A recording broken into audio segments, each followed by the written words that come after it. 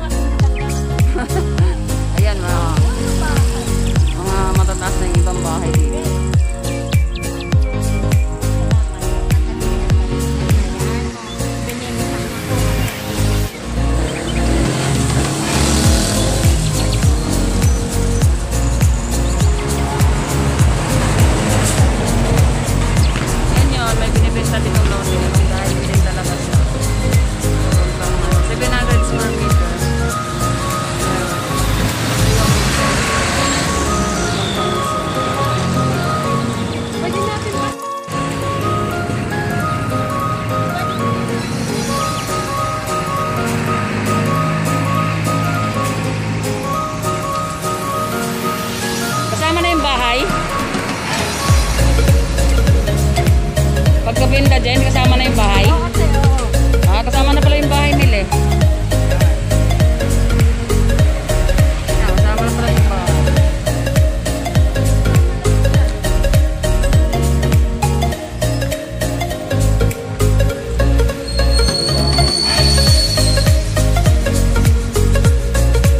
Hanggang dito?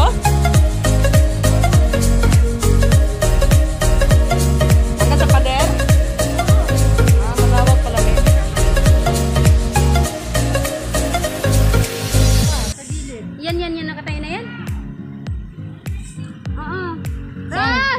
Saan gilid? Ito? Hindi hanggang dyan sa pader, pero ibig sabihin ba, yung bahay na yun, ayun, oh, yun. Yun, kasama yun? Kasama pa po yun. Ah, yung sa Hindi dulo. pati yung yung outfit ng sa likod ng pulis. Hindi na. Hindi na. Ah, yung bahay na yan? Yung bahay lang na yan. Eh, di tatanggalin pa yan. Hindi, bubukasan dyan. Ay, ganun. Oo, kasama yun sa ganito. Oh, ayan. Ito, malawak na rin. Kasi paano? Pero anong lahat hindi? Okay na yan, inayos na yan eh. Yung lupa na yan, binigay yan. At saka, fully galvanized yan din. Hindi yan basta lang natangke. Hindi na siya kagaya dati. Galvanized talaga yan. Ilang muna yan na Halika na. Punta natin yung isa. Para pagpilian ng mga Koreano. Kasi ang usap namin ito yung may-ari.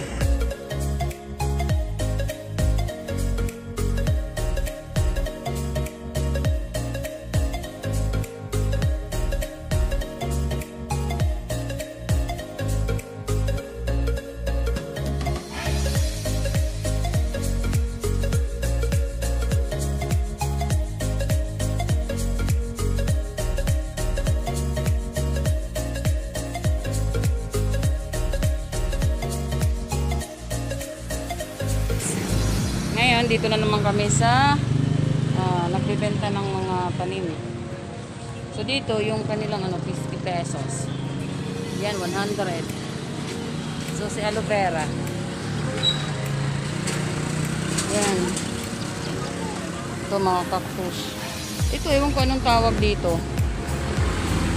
Pangalan. Ito naman, mga roses. Roses are red. So, yung bilihan dito sa anis, Ma'am, anong tawag dito na tanim? Medinilla. Ah, medinilla. Ito naman yung jade. Magkano yung jade niyo yung ganito? 60. 60 pesos. 60 35. Ito. Ang dami ganda. Itong kahoy na to, anong tawag dito? Malumalaki to eh. Yan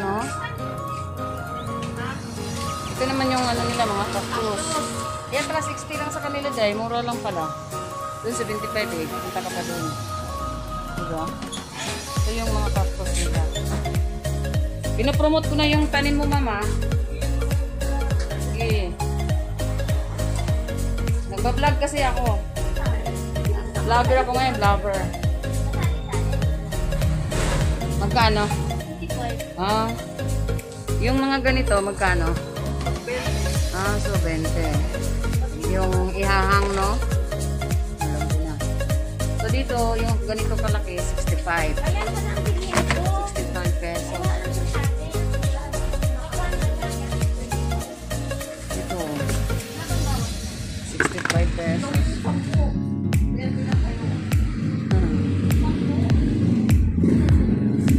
Naglima-lima kayo.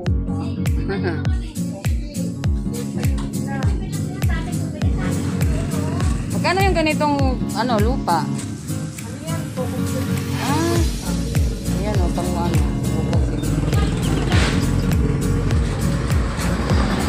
Pwede yung ano nila. Yung lagayan ng tanim.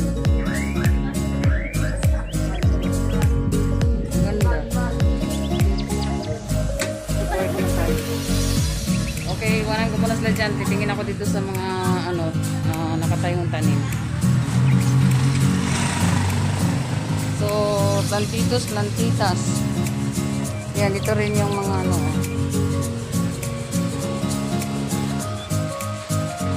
Uy, parang saluyot. Ito naman mga orchids. Yan, orchids nila.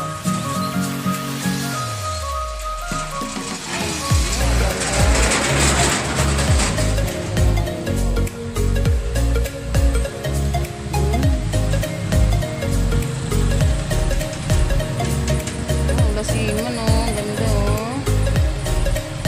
Dito sa area na to, mura-mura lang yung kanilang paninda. Dito matatagpuan mo dito sa Sarmiento Homes, San Jose del Monte, sa Muson, Sarmiento Homes, San Jose del Monte, Bulacan. Mas mura-mura kasi ito may mga bato-bato dito.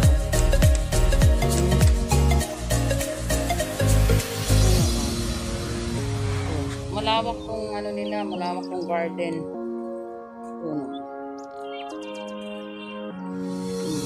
So, naka-vlog talaga ako guys. Kasi nga, sumama ako sa kanila. Yan. Yan, mga tanim.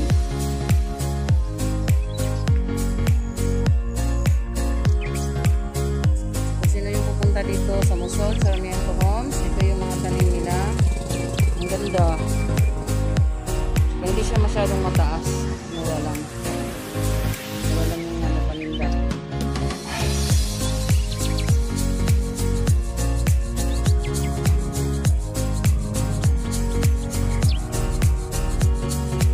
Ito yung nakahangin.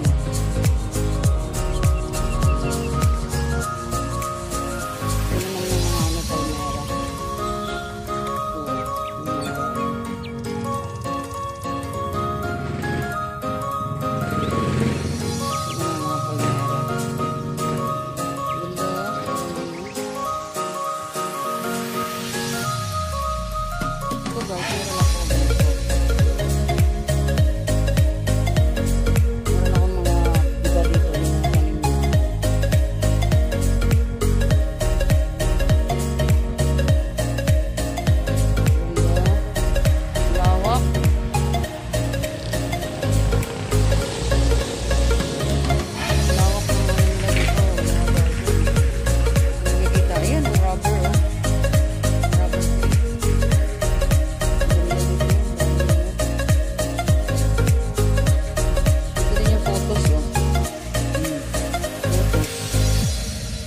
Magapang na.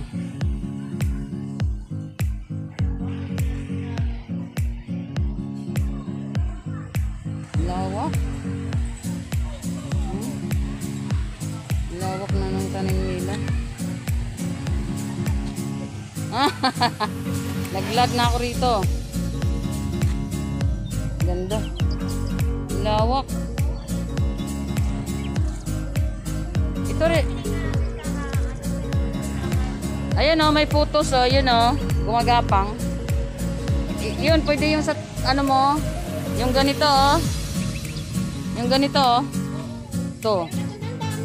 Oh, meron kang ganito? Bigyan mo ako. Photos.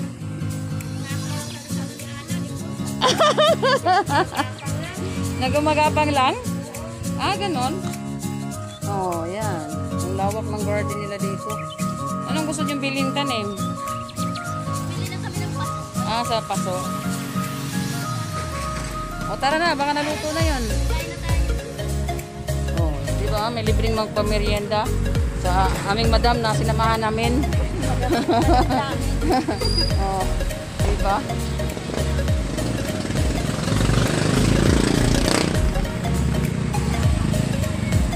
Ang daming mga tanim.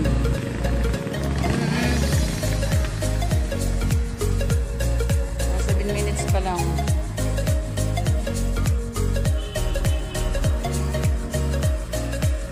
Magkano? Ito pala, Mindinilya ang tawag. Anong tawag yan? Mindinilya. Ah, dito pala siya nag ano. Yan, dito yan. Parang buka. Pagkabuhay ito. Pwede.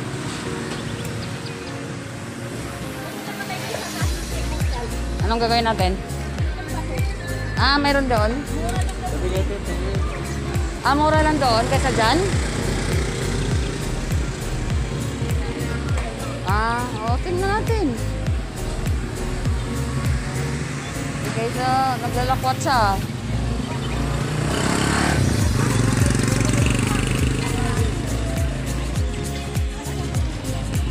So, ito yung area dito.